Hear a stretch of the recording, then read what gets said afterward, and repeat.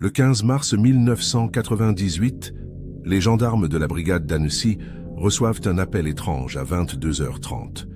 Une voix d'homme tremblante murmure quelques mots confus avant que la ligne ne se coupe brutalement. L'adresse transmise automatiquement correspond à une maison isolée au bord du lac, celle de la famille Mercier. Quand les patrouilles arrivent sur place 20 minutes plus tard, ils découvrent une porte grande ouverte, des lumières allumées partout et un silence absolu. À l'intérieur, tout semble figé dans un instant précis. La table de la salle à manger est dressée pour 4 personnes, les assiettes encore pleines de nourriture tiède. Les manteaux pendent au porte-manteau de l'entrée. Les clés de voiture reposent sur la console, les portefeuilles et les téléphones portables sont alignés sur le buffet. Mais aucune trace de la famille. Pas de signe de lutte, pas de message, pas de désordre. Juste une présence qui s'est évaporée entre le moment où le repas a été servi et celui où les gendarmes ont franchi le seuil. Ce qui glace le sang des enquêteurs, c'est cette phrase griffonnée à la hâte sur un bloc-notes près du téléphone, d'une écriture tremblante qui semble avoir été tracée dans l'urgence. Ils sont là, ne cherchez pas. 20 ans plus tard, en 2018, un couple et leurs 2 enfants se présentent spontanément à la gendarmerie d'Annecy, affirmant être les Mercier disparus. Ils racontent une histoire qui défie toute logique et relance une enquête que beaucoup croyaient close pour toujours. En 1998, Annecy est encore une ville paisible, épargnée par les faits divers violents qui défrayent la chronique dans les grandes métropoles françaises. La région lémanique attire les familles en quête de tranquillité, de nature et de sécurité. C'est justement ce qui avait séduit Marc Mercier, 42 ans, ingénieur dans une entreprise d'électronique, et son épouse Claire, 38 ans, professeur de mathématiques au lycée Berthollet. Le couple avait acheté cette maison au bord du lac en 1995, une bâtisse des années 70 rénovée avec soin. Leurs 2 enfants, Thomas 15 ans et Léa 12 ans, sont décrits par tous comme des adolescents équilibrés, bien intégrés dans leurs établissements scolaires respectifs. Thomas excelle en sciences et rêve de devenir astrophysicien, tandis que Léa pratique la danse classique avec passion au conservatoire. Rien dans le comportement de la famille ne laisse présager un départ précipité ou une fuite organisée. Les voisins les plus proches, à près de 200 mètres, confirment que les Mercier menaient une vie tranquille et discrète, sans histoire particulière ni relation conflictuelle avec quiconque dans le voisinage. Le soir du 15 mars, Marc Mercier termine sa journée de travail comme à l'habitude vers 18h. Plusieurs collègues le croisent dans le parking de l'entreprise et remarquent qu'il semble pressé de rentrer chez lui, mais rien d'inhabituel dans son attitude. Claire, elle, a quitté le lycée en fin d'après-midi après avoir corrigé des copies dans la salle des professeurs. Une collègue lui parle brièvement vers 16h30 et note qu'elle paraît fatiguée, mais de bonne humeur. Les enfants rentrent du collège et du lycée par leurs propres moyens, comme chaque jour d'école. Ce qui suit reste un trou noir de 4 heures.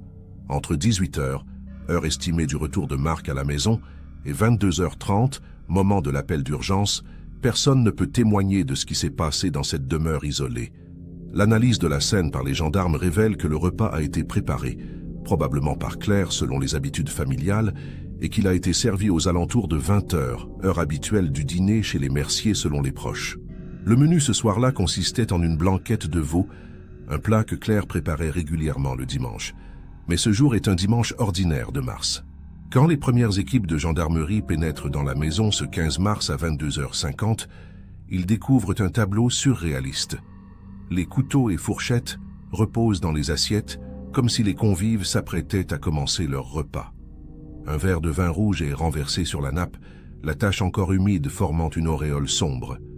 La télévision du salon diffuse les informations de 20h sur France 2, le volume baissé au minimum. Dans la cuisine, une casserole d'eau bout toujours sur la cuisinière, l'eau s'étant presque entièrement évaporée. C'est ce détail qui convainc les enquêteurs que quelque chose de grave et de soudain s'est produit. Avant de poursuivre cette histoire troublante qui a marqué la Haute-Savoie pendant 2 décennies, dites-nous en commentaire de quelle ville vous nous regardez aujourd'hui. Cette affaire n'est que l'une des nombreuses disparitions inexpliquées que nous allons explorer ensemble sur cette chaîne. Si les mystères criminels et les enquêtes non résolues vous fascinent autant qu'ils nous intriguent, pensez à vous abonner pour ne manquer aucun de nos prochains récits.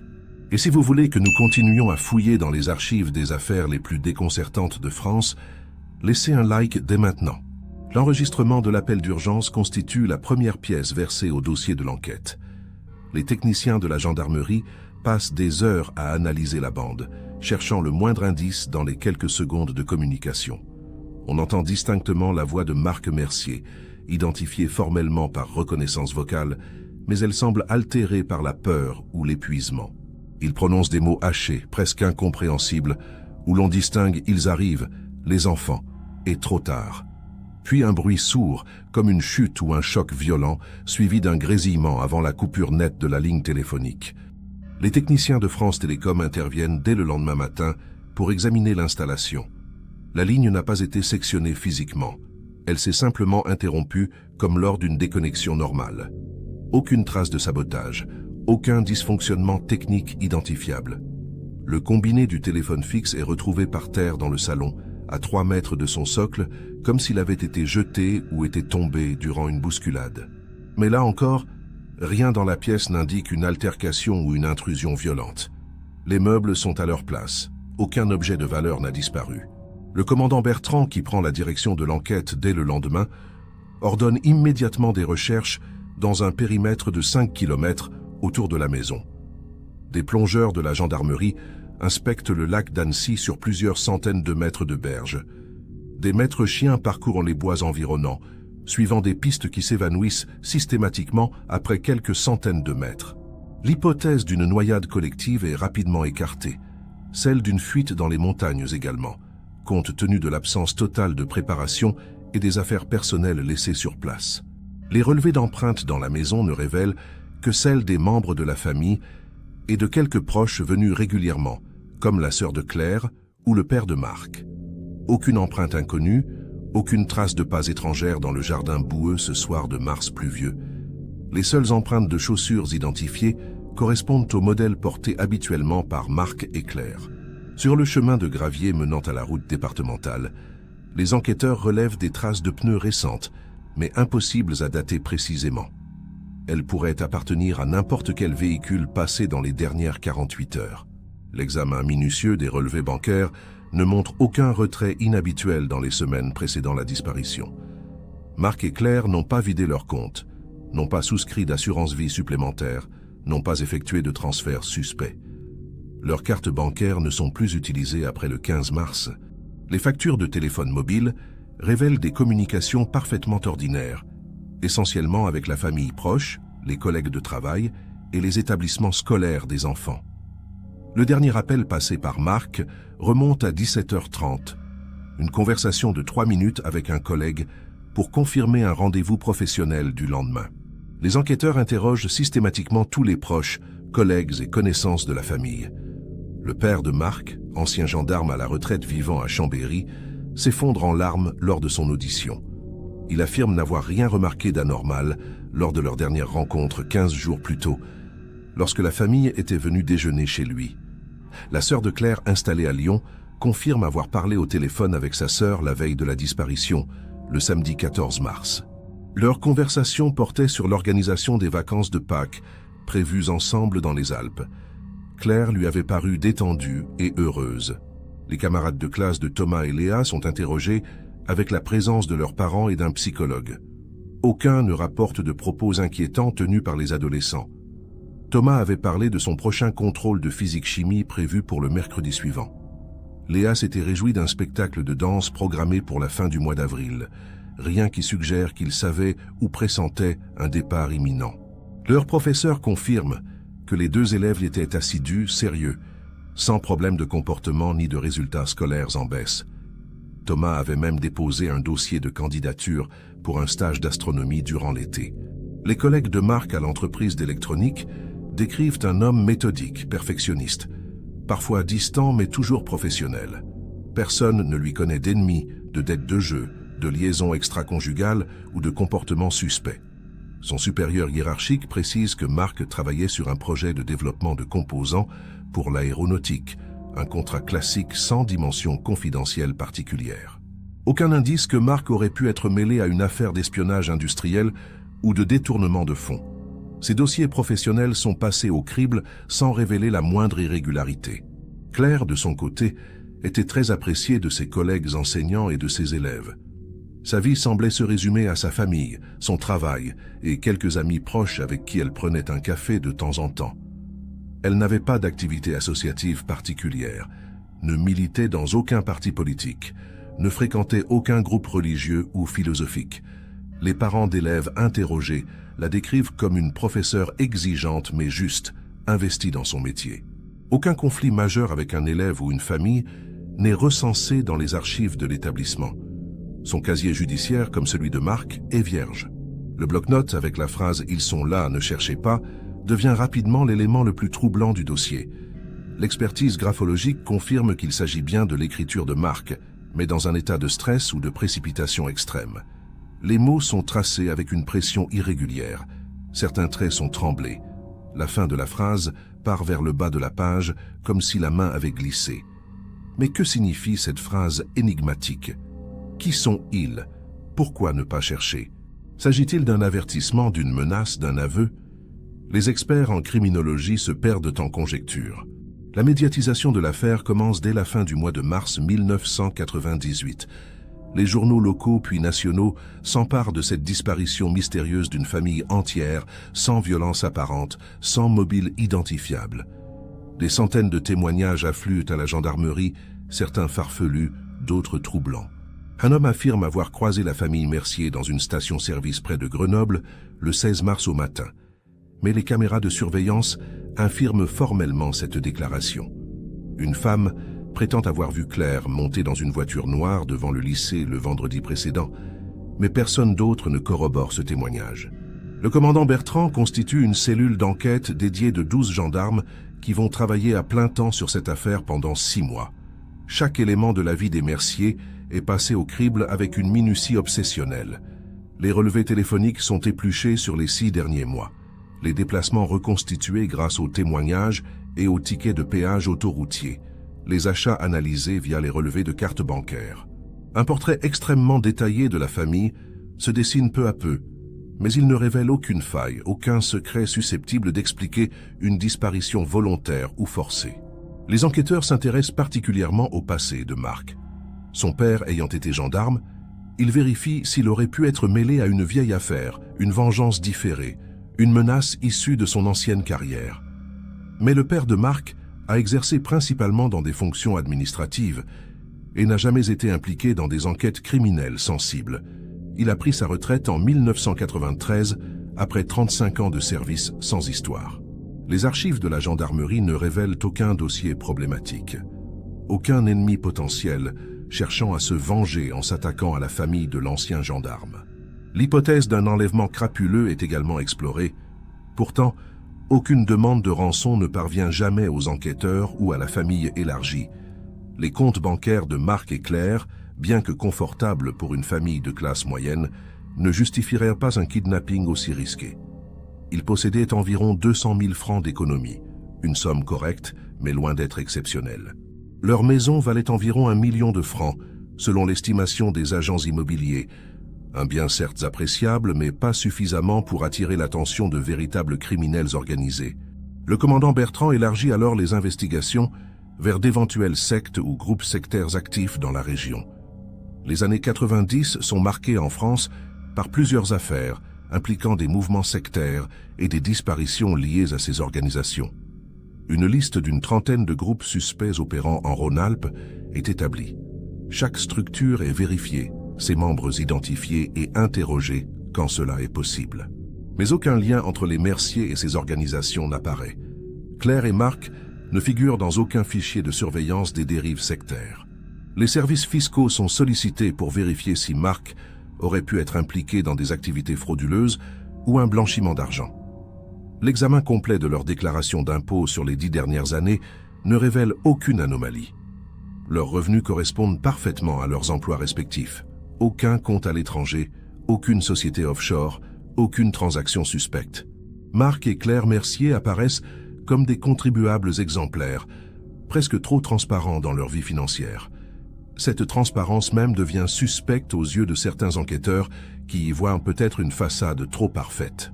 La piste d'un départ volontaire pour échapper à une menace est sérieusement envisagée. Des spécialistes de la protection des témoins sont consultés pour savoir si la famille aurait pu bénéficier d'un programme de changement d'identité. Mais les services concernés affirment formellement n'avoir aucune trace d'un tel dispositif concernant les Mercier. De plus, pourquoi laisser tous leurs effets personnels, leurs économies, leur vie entière derrière eux? Pourquoi cet appel d'urgence si la fuite était planifiée? Ces incohérences fragilisent cette hypothèse sans l'éliminer totalement. Les enquêteurs se penchent également sur l'environnement immédiat de la maison. Le secteur, relativement isolé, est bordé par des zones boisées et des propriétés espacées. Plusieurs caméras de surveillance installées sur des propriétés voisines ou aux abords des routes principales sont recensées. Malheureusement, en 1998, ces dispositifs sont encore rares et souvent défaillants. Sur les 8 caméras identifiées dans un rayon de 2 km, seules 3 fonctionnaient réellement le soir du 15 mars. Les enregistrements ne montrent aucun véhicule inhabituel, circulant vers la propriété des Mercier entre 18h et minuit. Un détail intrigue particulièrement le commandant Bertrand. Dans le garage de la maison, à côté de la Peugeot de Marc et de la Renault de Claire, se trouve un vieux vélo d'enfant appartenant à Léa. La chaîne de ce vélo a été récemment huilée, le lendemain même de la disparition selon l'expertise. Les gendarmes découvrent dans la poubelle du garage un chiffon imbibé d'huile et un flacon neuf d'entretien pour chaîne de vélo acheté la semaine précédente dans un magasin de sport d'Annecy. Pourquoi quelqu'un aurait-il pris le temps d'entretenir ce vélo juste avant ou juste après la disparition? Léa ne l'utilisait plus depuis 2 ans. Les auditions se multiplient pendant tout le printemps, 1998. Plus de 200 personnes sont entendues, certaines à plusieurs reprises. Les collègues, les voisins, les commerçants du quartier, les professeurs, les parents d'élèves, les membres des clubs sportifs fréquentés par les enfants, tous défilent dans les bureaux de la gendarmerie. Chaque témoignage est recoupé, vérifié, confronté aux autres. Un emploi du temps quasi minute par minute des dernières semaines de la famille est reconstitué, mais rien n'émerge qui puisse expliquer leur volatilisation. C'est comme si les Mercier avaient simplement cessé d'exister à 22h30 ce 15 mars. Des battues sont organisées chaque week-end pendant 3 mois avec des dizaines de volontaires. Les forêts environnantes, les berges du lac, les chemins de randonnée, les grottes naturelles de la région, tout est passé au peigne fin.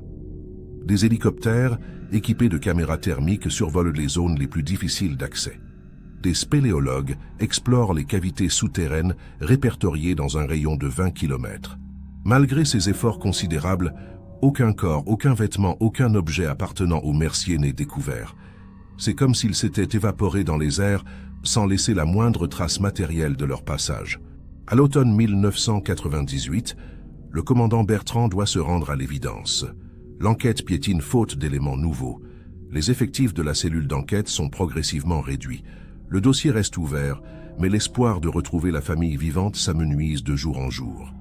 Les médias se désintéressent progressivement de l'affaire, d'autres faits divers occupent l'actualité.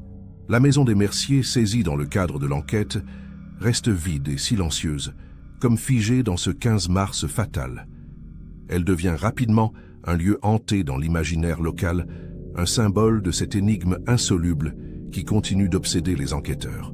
Au début de l'année 1999, une première piste sérieuse semble émerger.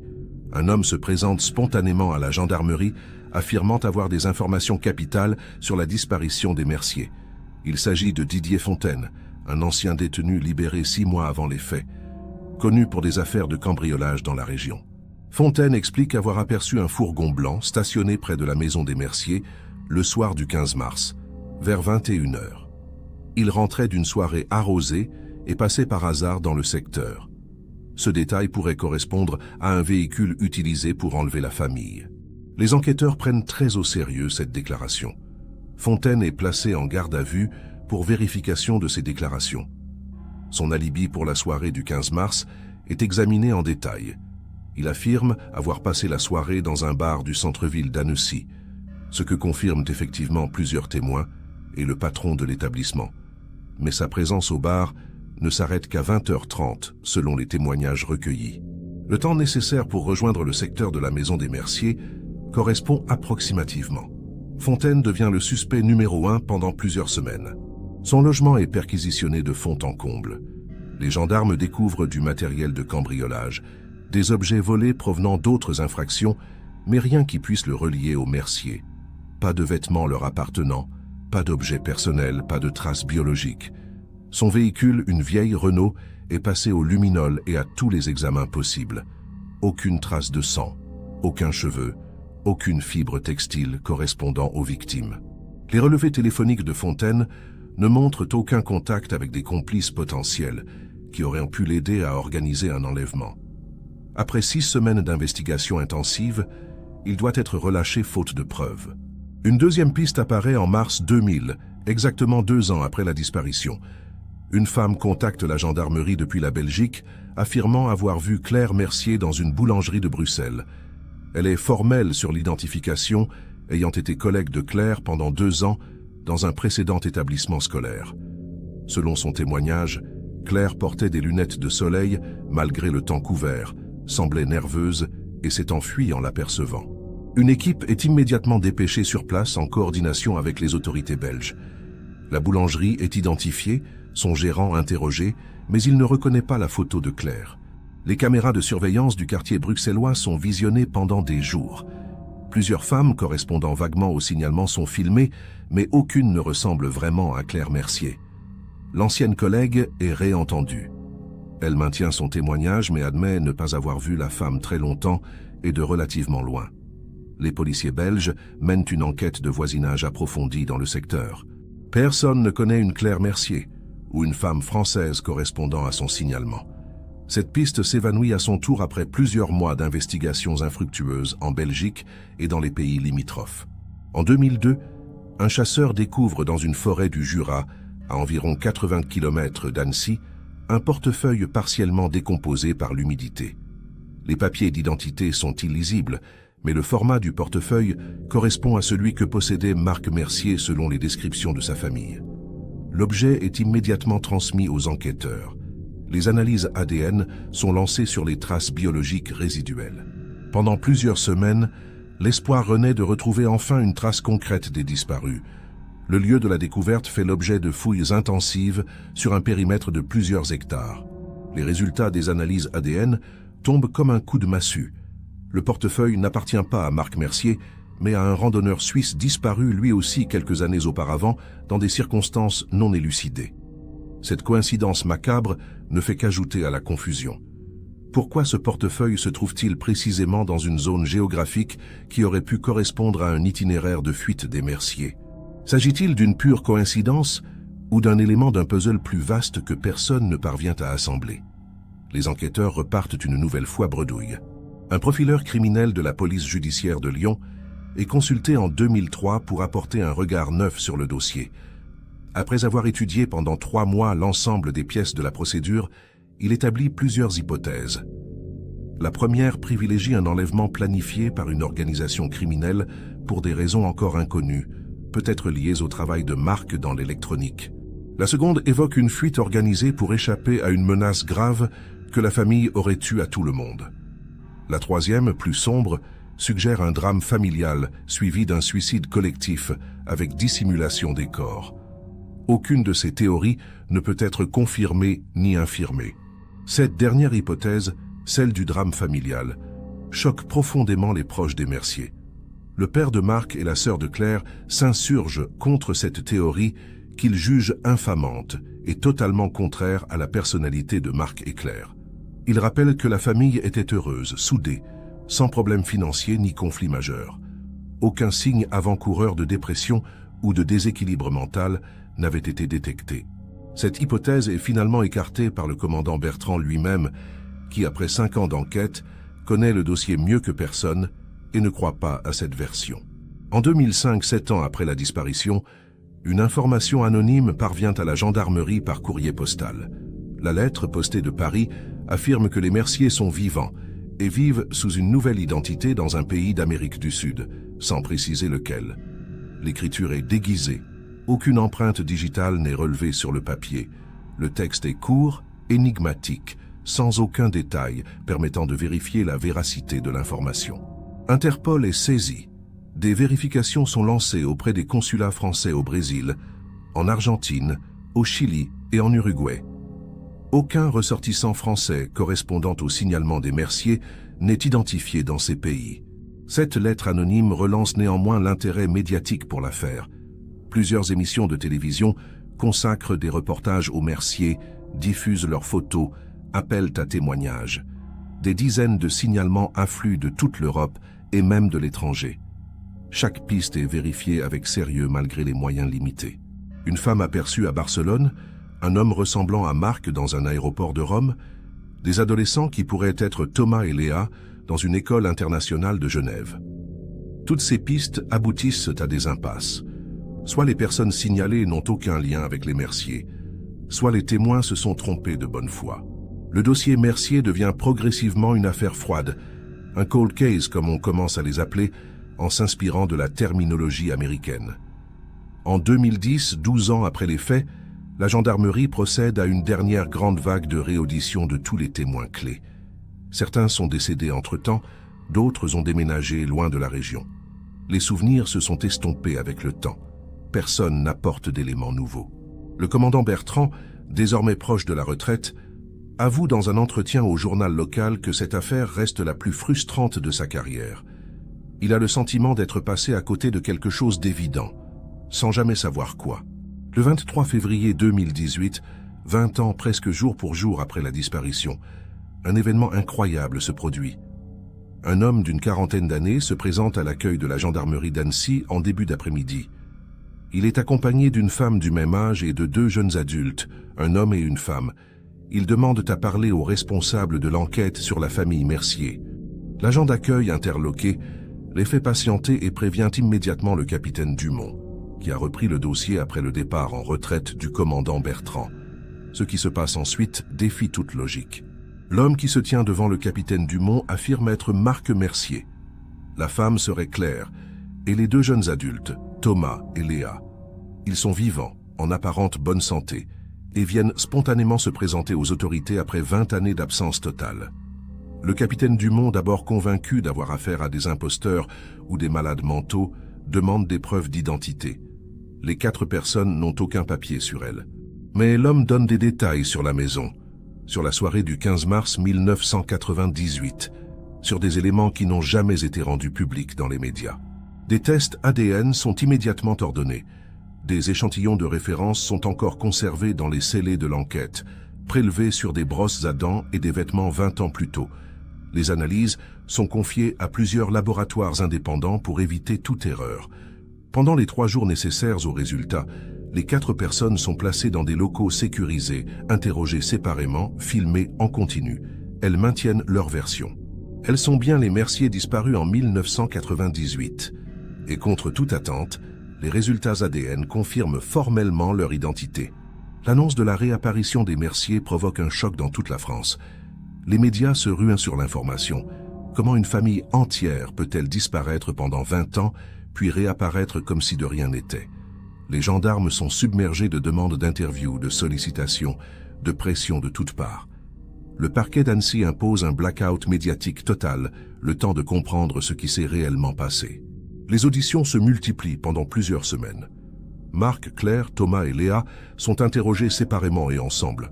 Leurs déclarations sont enregistrées, analysées, décortiquées par des spécialistes. Leur récit est à la fois cohérent et totalement déconcertant. Le soir du 15 mars 1998, vers 20 h, alors qu'ils s'apprêtaient à dîner, 3 hommes cagoulés auraient fait irruption dans la maison. Marc affirme avoir été maîtrisé immédiatement, Claire et les enfants terrorisés. Les intrus les auraient forcés à monter dans un fourgon garé à proximité sans leur laisser le temps de prendre quoi que ce soit. Marc aurait réussi à passer l'appel d'urgence juste avant d'être neutralisé. La phrase sur le bloc-notes aurait été écrite sous la contrainte, dictée par l'un des ravisseurs pour décourager les recherches. Selon leur version, ils auraient été emmenés dans une propriété isolée en montagne, quelque part dans les Alpes, sans pouvoir identifier précisément le lieu. Ils y auraient été retenus prisonniers pendant toutes ces années, sans contact avec l'extérieur, surveillés en permanence par des gardiens qui se relayaient. La propriété comprenait une maison principale où ils vivaient tous les 4, relativement confortablement selon leur dire, mais sans aucune possibilité de s'échapper. Ils disposaient de livres, d'une télévision contrôlée, de jeux, mais aucun accès à Internet ou au téléphone. Leurs gardiens leur apportèrent de la nourriture et des vêtements régulièrement. Pourquoi les avoir enlevés? Pourquoi les avoir gardés 20 ans? Marc et Claire affirment ne pas connaître la raison exacte de leur enlèvement. Ils ont interrogé leur ravisseur à de nombreuses reprises, mais n'ont jamais obtenu de réponse claire. Les gardiens, qui changeaient régulièrement, ne parlaient presque jamais avec eux. Ils se contentaient de surveiller, d'apporter le nécessaire, de s'assurer qu'ils ne tentaient rien. Selon Marc, il s'agissait probablement d'une erreur, d'une confusion avec une autre famille. Mais les ravisseurs n'ont jamais admis leur erreur, ni libéré les otages de peur des conséquences judiciaires. Thomas et Léa, qui avaient des 15 et 12 ans lors de l'enlèvement, en ont maintenant 35 et 32. Ils ont grandi en captivité, privés d'école normale, de relations sociales, de liberté. Leurs parents leur ont fait classe comme ils pouvaient, avec les livres dont ils disposaient. Léa raconte avoir appris à lire de façon plus approfondie durant ces années, avoir dévoré des centaines de romans. Thomas explique avoir maintenu son intérêt pour les sciences grâce à des manuels que leurs gardiens acceptaient parfois de leur fournir. Mais leur développement social et émotionnel a été profondément perturbé par ces 2 décennies d'isolement forcé. Pourquoi se présenter maintenant aux autorités? Marc explique que début février 2018, leurs gardiens ont subitement cessé de venir. Pendant plusieurs jours, ils ont attendu sans comprendre. Puis ils ont réalisé que les portes n'étaient plus verrouillées. Ils ont exploré la propriété et découvert qu'ils étaient seuls, complètement abandonnés. Après plusieurs jours d'hésitation, de peur de tomber dans un piège, ils ont décidé de partir. Ils ont marché pendant des heures dans la montagne, avant de trouver une route, puis un village. Ils ont mis plusieurs jours à rejoindre Annecy, se cachant, mendiant, terrorisés à l'idée d'être repris. Les enquêteurs tentent désespérément de localiser le lieu de détention décrit par les Mercier. Des équipes parcourent les Alpes en se basant sur les descriptions fournies. Une propriété isolée, entourée de forêts, avec une vue sur des sommets enneigés, située à plusieurs heures de marche du premier village. Les critères sont trop vagues. Ils correspondent à des centaines de chalets et de refuges dans la région. Thomas se souvient d'un pic rocheux très caractéristique, visible depuis les fenêtres. Il le dessine de mémoire. Des géologues et des guides de montagne sont consultés mais peinent à identifier précisément ce sommet parmi les centaines qui existent. Claire mentionne un détail qui pourrait aider. Elle se souvient que pendant l'été 2003, une tempête violente a arraché une partie du toit de la maison. Les réparations avaient pris plusieurs semaines. Si la propriété existe vraiment, elle devrait porter des traces de ces travaux. Des recherches dans les archives des entreprises de couverture de la région sont lancées, mais 5 ans plus tard, beaucoup de petites entreprises ont disparu, leurs dossiers perdus ou détruits. Cette piste ne mène nulle part. La propriété fantôme où les Mercier affirment avoir vécu 20 ans demeure introuvable. Un psychiatre mandaté par la justice examine longuement les 4 personnes. Son rapport est troublant. Marc et Claire présentent des symptômes compatibles avec un syndrome de stress post-traumatique et un syndrome de Stockholm complexe. Leur récit, bien que cohérent, comporte des zones floues, des incohérences mineures qui pourraient s'expliquer par le traumatisme et le temps écoulé. Thomas et Léa montrent des signes de développement social retardé, cohérents avec une enfance et adolescence passées en isolement. Mais le psychiatre ne peut formellement confirmer ni infirmer leur histoire. Rien ne prouve qu'ils mentent, mais rien ne prouve non plus qu'ils disent toute la vérité. Les analyses médico-légales approfondies apportent des éléments troublants. Les corps de Marc et Claire portent des traces anciennes de carences nutritionnelles, compatibles avec une alimentation déséquilibrée sur de longues périodes. Leurs dents montrent un manque de soins dentaires réguliers pendant des années, bien que quelqu'un semble avoir tenté des interventions rudimentaires à un moment donné. Leurs empreintes digitales, conservées dans les fichiers depuis 1998, correspondent parfaitement. Aucun doute possible sur leur identité biologique. Ce sont bien eux. Mais leur état physique raconte-t-il vraiment l'histoire qu'ils décrivent? Thomas et Léa, aujourd'hui adultes, parlent de leur captivité avec une étrange sérénité qui déroute les psychologues. Ils ne manifestent ni haine ni colère envers leurs ravisseurs. Ils les décrivent presque avec indifférence, comme des geôliers qui faisaient leur travail sans cruauté particulière, mais sans empathie non plus.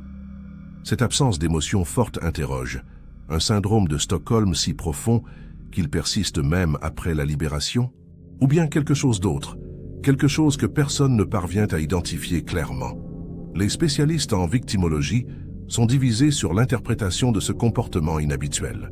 Une découverte inattendue vient compliquer encore l'affaire. En analysant les compétences linguistiques de Thomas, les enquêteurs réalisent qu'il parle couramment l'allemand, alors qu'il n'étudiait que l'anglais au lycée en 1998. Interrogé sur ce point, Thomas explique qu'un de leurs gardiens était germanophone et lui a appris la langue pendant les longues années de captivité. Cette information relance une piste. Et si les ravisseurs étaient d'origine suisse-allemande ou autrichienne? Cela expliquerait peut-être la localisation en montagne et certaines particularités de leur détention. Interpol est saisi pour vérifier d'éventuels liens avec des réseaux criminels transfrontaliers. Le père de Marc, âgé maintenant de 87 ans, est autorisé à rencontrer son fils. Les retrouvailles sont filmées par les enquêteurs. Le vieil homme s'effondre en pleurs, serre Marc dans ses bras pendant de longues minutes. Mais plus tard, en entretien privé avec le capitaine Dumont, il confie ses doutes. Marc a changé, bien sûr. 20 ans ont passé, mais ce n'est pas seulement physique. Sa façon de parler, certaines expressions qu'il n'utilisait jamais avant, des références à des événements familiaux qu'il semble avoir oubliés. Le père de Marc ne remet pas en cause l'identité de son fils, confirmée par l'ADN, mais il sent quelque chose de profondément différent. La sœur de Claire, elle aussi, exprime des réserves après avoir rencontré sa sœur. Claire se souvient de leur enfance, de leurs parents, mais certains détails sont flous ou inexacts. Elle ne se rappelle pas le nom de leur chien de jeunesse, confond des dates importantes, semble avoir perdu certains souvenirs pourtant fondateurs.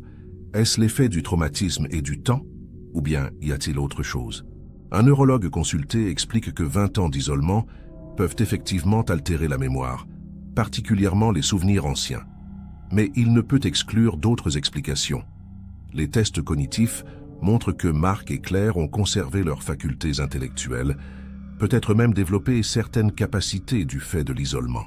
3 mois après leur réapparition, les Mercier sont autorisés à quitter les locaux sécurisés où ils ont été hébergés. Aucune charge ne peut être retenue contre eux puisqu'ils se présentent comme des victimes, et aucun élément ne prouve qu'ils mentent malgré l'impossibilité de vérifier leur histoire. Ils sont placés sous surveillance discrète et bénéficient d'un accompagnement psychologique intensif pour les aider à se réintégrer dans la société.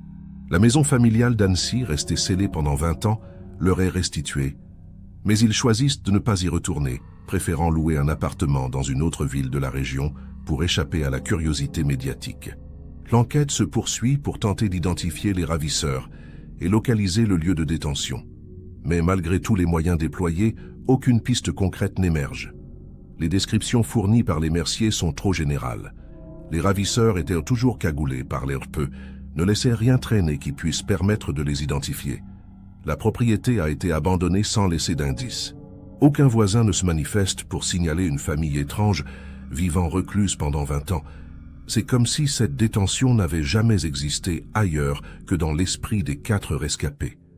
Les gendarmes fouillent pourtant des dizaines de propriétés abandonnées dans les Alpes sans rien trouver qui corresponde. En juin 2018, 4 mois après la réapparition, un rebondissement spectaculaire se produit. Un homme se présente au consulat de France à Zurich, en Suisse, affirmant avoir des informations cruciales sur l'affaire Mercier. Il s'agit d'un ressortissant suisse de 62 ans, ancien employé d'une société de sécurité privée.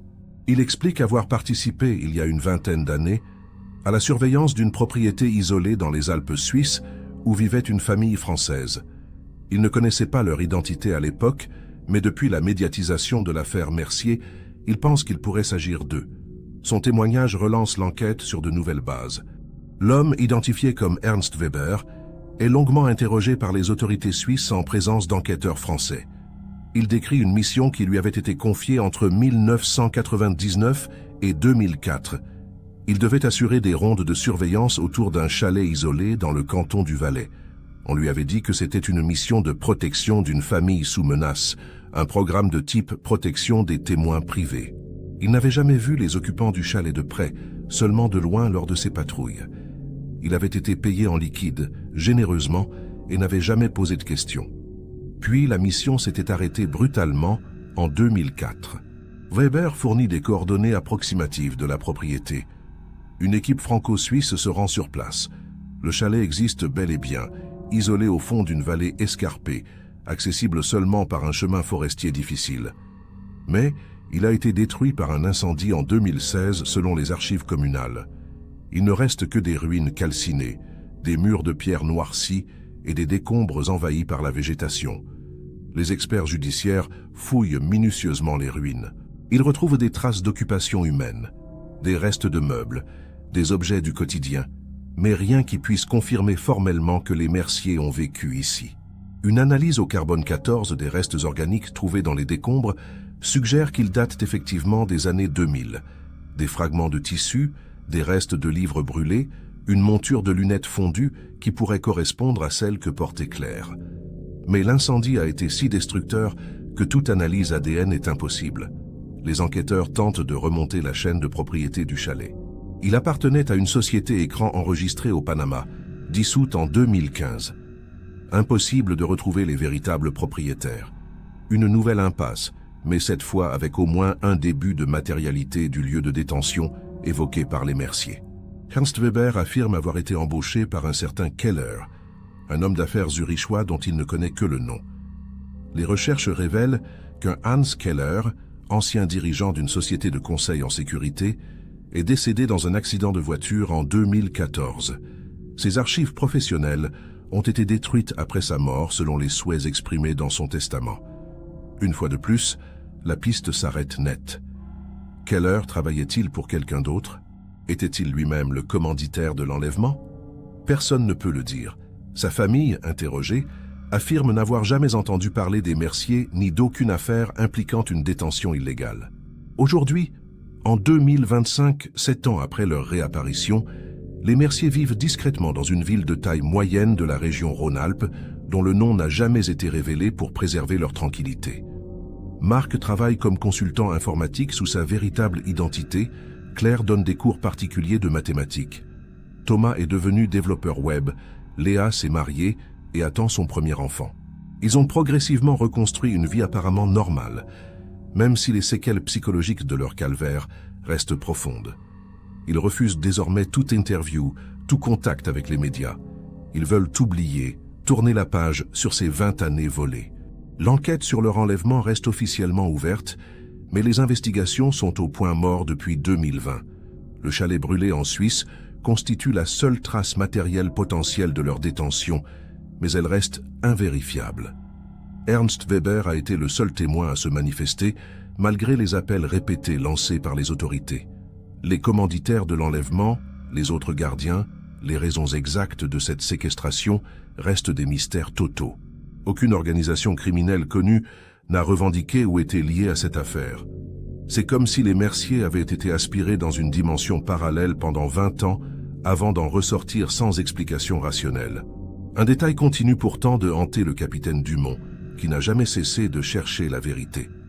Lors d'une des dernières auditions en 2018, Léa a laissé échapper une phrase troublante avant de se reprendre immédiatement. Elle a dit « Je me souviens du jour où nous avons décidé de partir », avant de se corriger aussitôt en disant « le jour où nous avons pu partir ». Cette nuance, probablement anodine, résonne différemment aux oreilles de l'enquêteur. Les Mercier ont-ils vraiment été séquestrés contre leur volonté pendant 20 ans? Ou bien ont-ils choisi de disparaître pour des raisons qui nous échappent toujours? Et si vous avez des informations, si vous avez vécu dans cette région à cette époque, commentez de quelle ville vous nous regardez. Abonnez-vous pour suivre nos prochaines enquêtes sur les mystères français et laissez un like pour que nous continuions à chercher la vérité dans ces affaires qui défient l'entendement.